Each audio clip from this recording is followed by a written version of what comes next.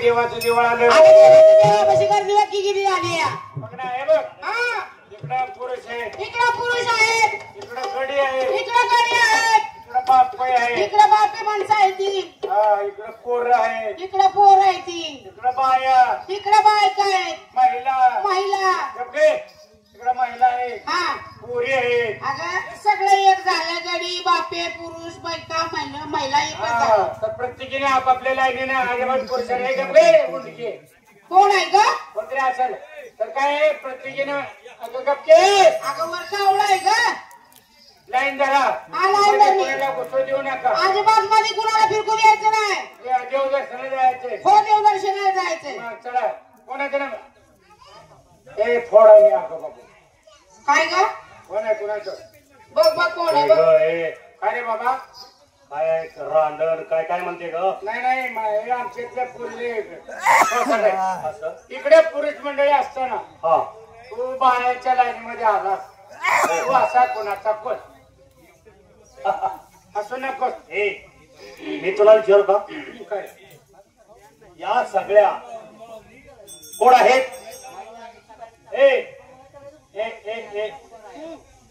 इकडे बघ. बाया बाया बाया येते मला दिसतंय. शिवाय त्यांनी लुगडी नेसल्या ते मी पाहतोय. तुमची काय बोंगळी बसते काय? लुगडीच नसते ना. तसं नाही. पण आता तुम्ही चाललात कुठं?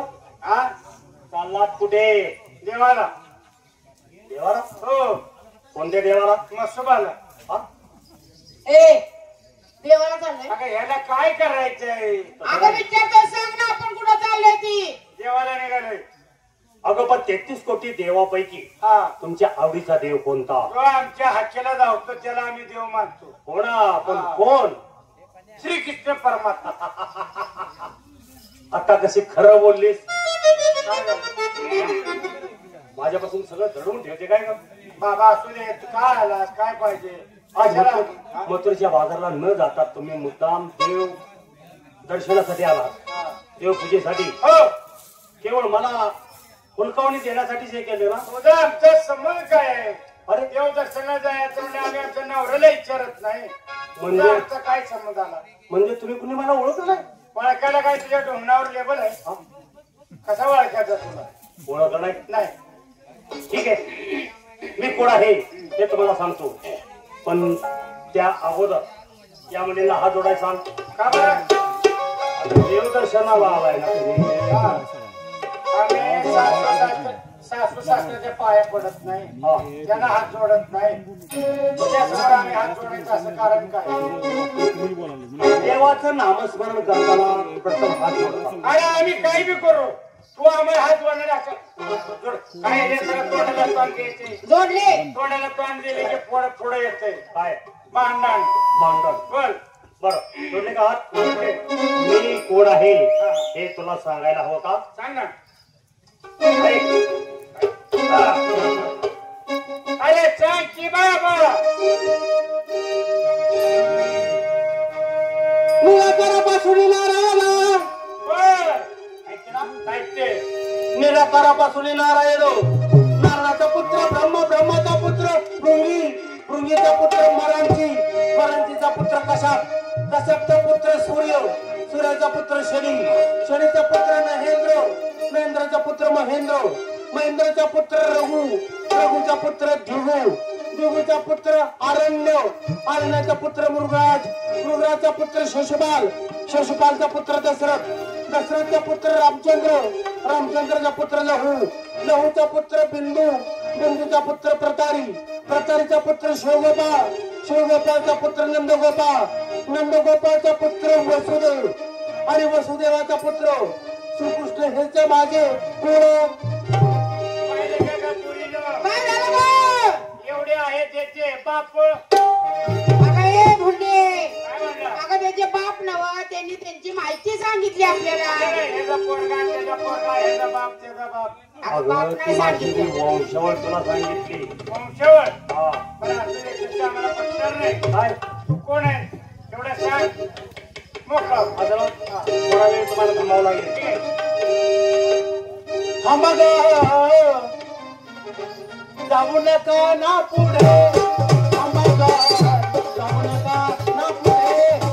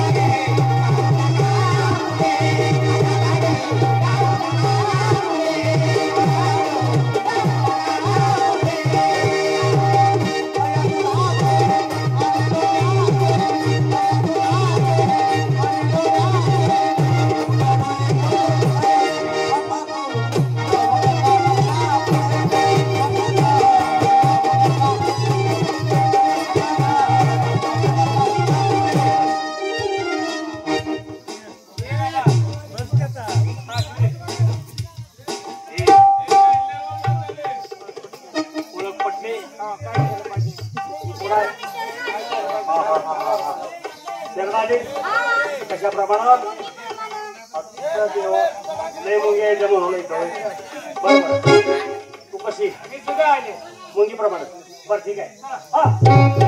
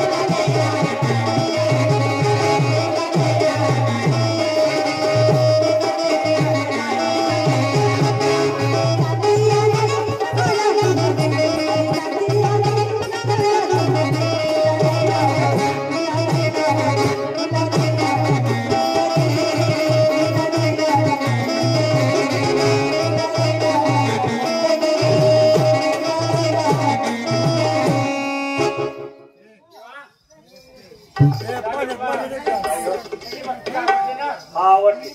चला, देवा मी शरण आले, मला सोडून द्या.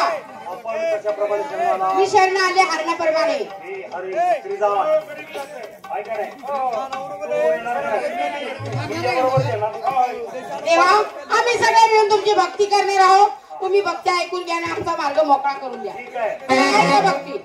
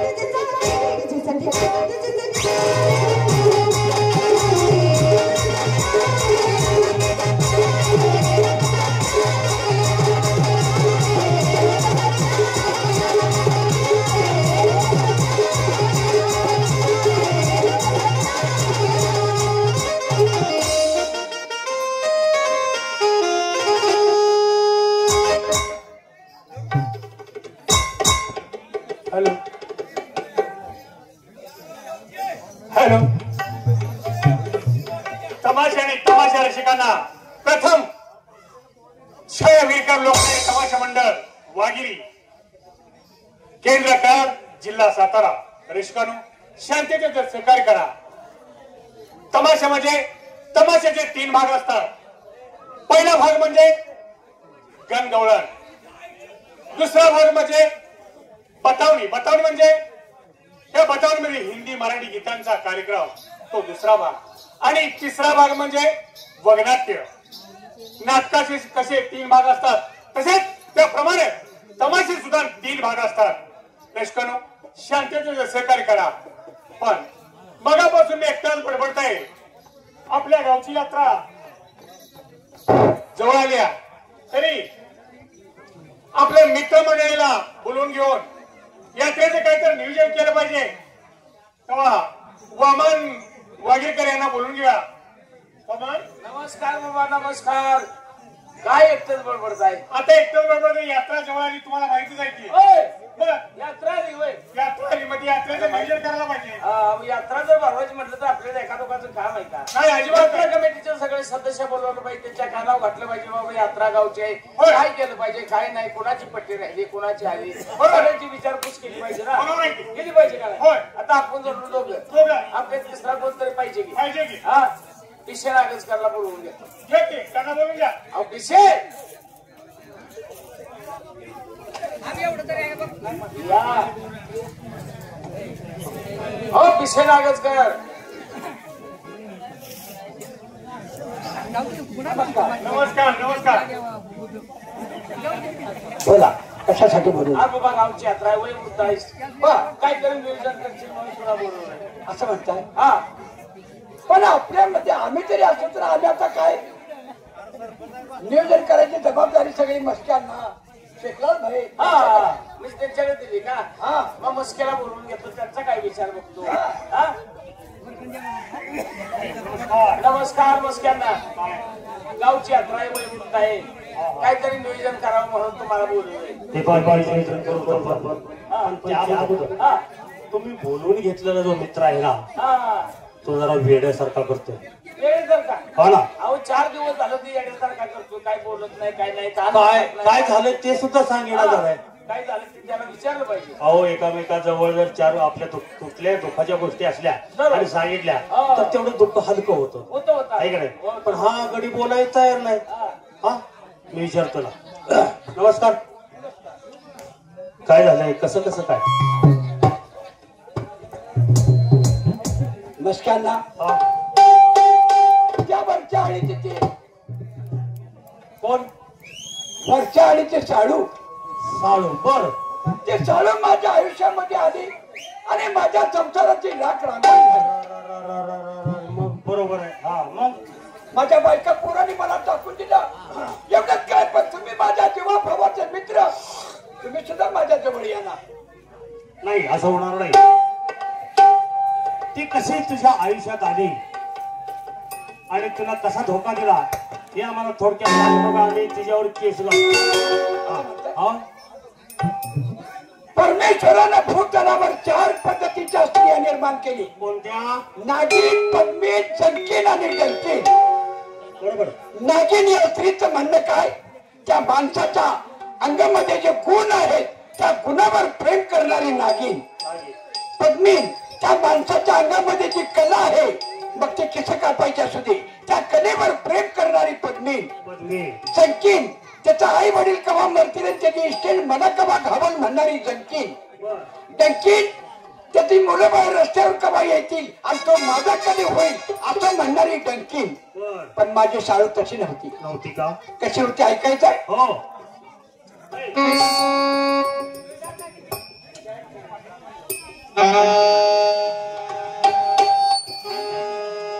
महिला माझी खरी गुणाची, आठवण होती तिच्या गुणपणाची. चक्रातीला साडी आणली मुगी पाटाची, त्याच्यावर थोडी का पुणेरी खानाची. साडी माझी माय रत्नाची, औचित माझ्या वाड्यावर यायची. माझ्याची गुणगुण बोलायची, चालताना हळू चालायची, बोलताना नाजूक बोलायची. आणि जर का रुचली तर समजूत काढायची किती चालू केलं